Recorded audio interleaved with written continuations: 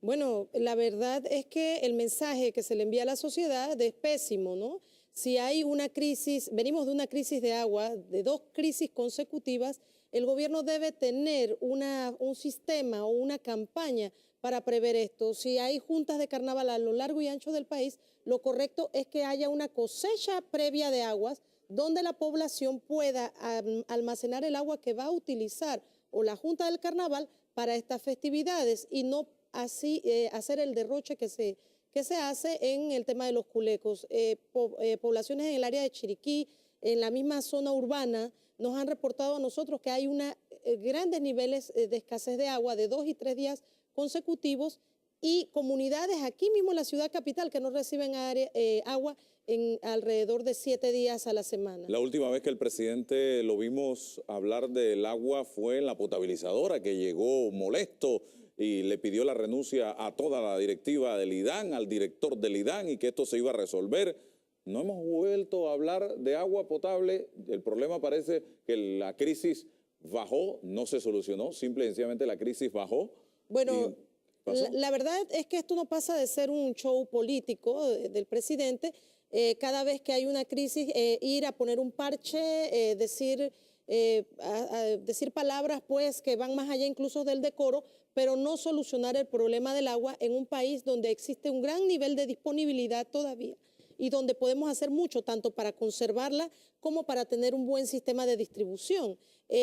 Hay ahora mismo una gran sequía en México, donde gran cantidad de producción agropecuaria se está perdiendo precisamente por el tema pues, de la sequía y de la falta de agua, y nosotros como país no nos decidimos a tomar las riendas de este recurso que es tan importante y que es vital. Nosotros no tenemos petróleo, nosotros no tenemos gas natural, pero sí poseemos grandes reservas acuíferas que estamos dejando que se vayan a distintos sectores, ya sea a la minería, donde estamos destruyendo muchos ríos con la contaminación proveniente de ella, y también en actividades no sostenibles, donde ni siquiera para hacer una construcción se toman las previsiones para no dañar la cuenca. Yo no sé si usted ha visto que en las áreas de San Miguelito hay muchas construcciones de urbanizaciones donde no se contemplan ningún plan de mitigación para las áreas donde hay cuencas. Entonces, esto no es llevado en serio. Vivimos en un medio de improvisación donde el país se lleva rodando solo, ¿no? El tema de las hidroeléctricas en el área de la comarca, por ejemplo, hay una defensa de los grupos indígenas, de sus recursos naturales. Sin embargo, el gobierno insiste en el desarrollo de estas obras hidroeléctricas en el sector donde se va a utilizar el agua de estas comarcas. Bueno, la generación hidroeléctrica va a subir en un 50%, en un 53% durante todos estos años. Sin embargo, esto no va a garantizar que haya una baja en la energía. O sea, los panameños tenemos un gran problema. Hay un aumento en la cantidad de hidroeléctricas y en la destrucción, porque esto ocasiona un impacto tremendo en las cuencas. Hay un río en la Concepción, Bugaba, el río Piedras. Ese río hace ahora mismo honor a su nombre porque está seco. Son 7 hidroeléctricas que están allí, que no sobrepasan la generación de 100 kilowatts, pero sin embargo trabajan con el agua de los panameños y no hay un abaratamiento en la energía. Entonces, en el área de las comarcas, estas poblaciones dependen y tienen su vida, y la cosmovisión de estos pueblos está ligada al agua, sus ritos, su religión, es más, su modo de vida en el verano. Las familias se mudan a la orilla del río a cocinar y a convivir de manera armónica con el río. Entonces, esto es un asunto que muchos en la ciudad no comprendemos porque pensamos que el agua viene de una tubería. En la medida que nosotros agotemos la capacidad de los ríos, así mismo va a ser mayor el estrés hídrico. O sea que ese cuento que nos quieren meter de que a mayor cantidad de hidroeléctricas la energía va a bajar, eso es totalmente falso. Es falso. Ya está demostrado que no es así. Está demostrado porque precisamente los precios son fijados. Las generadoras son oligopolios, concentraciones de monopolios. Y las distribuidoras son monopolios que están siendo favorecidos por el Estado y que controlan asimismo los precios. Es decir, no tenemos ninguna garantía de que la energía va a ser más barata. De hecho, siempre ha ido hacia el alza.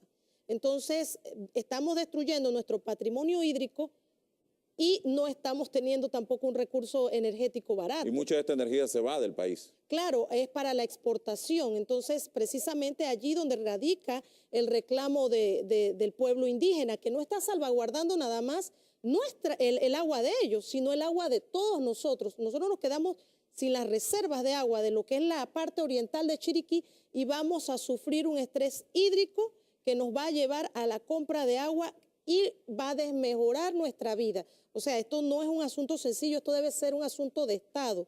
Así como nos planificamos para el tema de los carnavales, de todos estos días de jolgorio y de derroche, y donde el Estado interviene de manera directa en la celebración de esta fiesta, asimismo debe tener como política de Estado la conservación y la adecuada distribución del agua.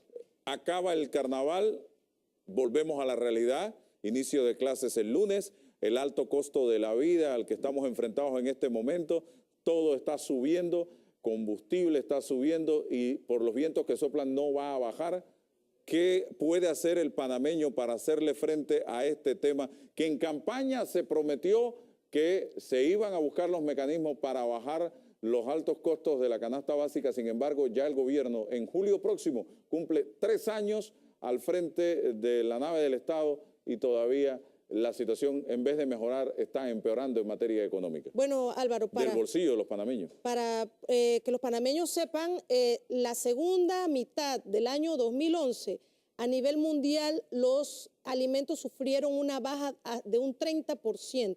¿A nivel mundial? A nivel mundial. ¿Y en Panamá mientras nosotros afrontábamos los niveles de canasta básica más altos a nivel histórico, a nivel mundial los alimentos han tenido una reducción. De hecho, hubo un leve repunte ahora en enero, un leve aumento en el precio del trigo y de algunos granos y aceite vegetal, producto del tema climático en los países productores. Sin embargo, la tendencia ha sido a la baja. Entonces, hay altos niveles de especulación, no hay un compromiso real, la cadena agroalimentaria no es vinculante, se instala esta mesa, sin embargo, existen compromisos allí, pero no son cumplidos. Tenemos que hay una importación ahora mismo de papa y de cebolla, cuando se prometió que se iba a trabajar con el inventario nacional, es decir, que se iban a comprar al productor nacional primero y que luego entonces, si hacía falta o había desabastecimiento, se iban a importar. Se ha hecho todo lo contrario. Los reportes de la Autoridad de Seguridad Alimentaria demuestran que ha habido importaciones masivas de papa y de cebolla cuando nuestros productores lo están haciendo. Entonces, no hay un nivel de coherencia entre lo que se dice y lo que se hace respecto al tema de abaratar los alimentos. Nosotros, como siempre, ante este desenfreno de los intermediarios, pedimos que haya una regulación, pero no una regulación para congelarlo a los precios de ahora, sino una regulación que conlleve un abaratamiento a los precios que deben ser en el mercado. Al panameño de a pie le recomendamos que optimice sus recursos, que vienen más gastos, tanto escolares como la Semana Santa, que la gente se quiere trasladar, y que lleven una lista de prioridades, precisamente porque hay que trabajar con las prioridades. Si su prioridad es la educación, es la alimentación, usted tiene que reducir los gastos en superficialidades, en contratos, de repente telefónicos que no va a utilizar, y en una serie de cosas, de gastos que genera la misma familia.